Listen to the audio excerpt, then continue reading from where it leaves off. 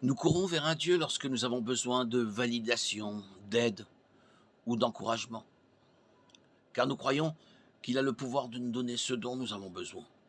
Le moi est un Dieu convaincant car il naît de nos désirs et de nos impulsions les plus profonds.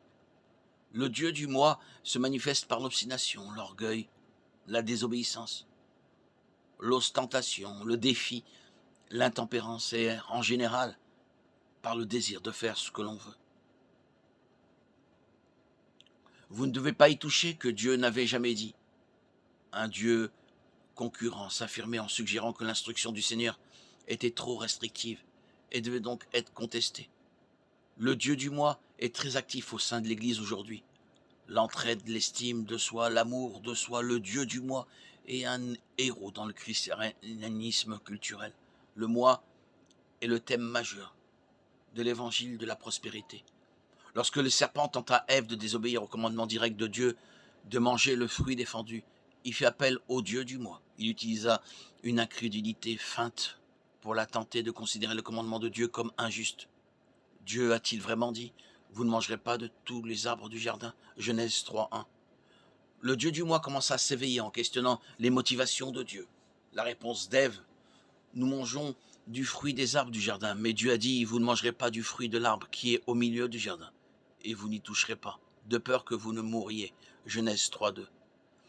Elle ajouta les mots, le Dieu du moi surgit en nous, lorsque nous pensons que nous savons mieux que Dieu. Nous ne sommes pas d'accord avec sa parole, et élevons notre propre opinion au-dessus de la sienne. Paul a défié le Dieu du moi dans 2 Corinthiens 10.5. Nous détruisons les raisonnements et tout auteur qui s'élève contre la connaissance de Dieu.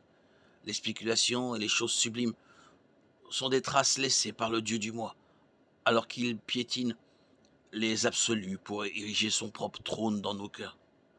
Nous pensons ou disons des choses comme si j'étais Dieu, je n'agirais certainement pas de cette façon. Ou je ne vois pas pourquoi Dieu ferait ceci ou cela. Il est sain de lutter avec des vérités difficiles sur Dieu à mesure que nous en apprenons davantage sur lui. Mais exalter nous-mêmes et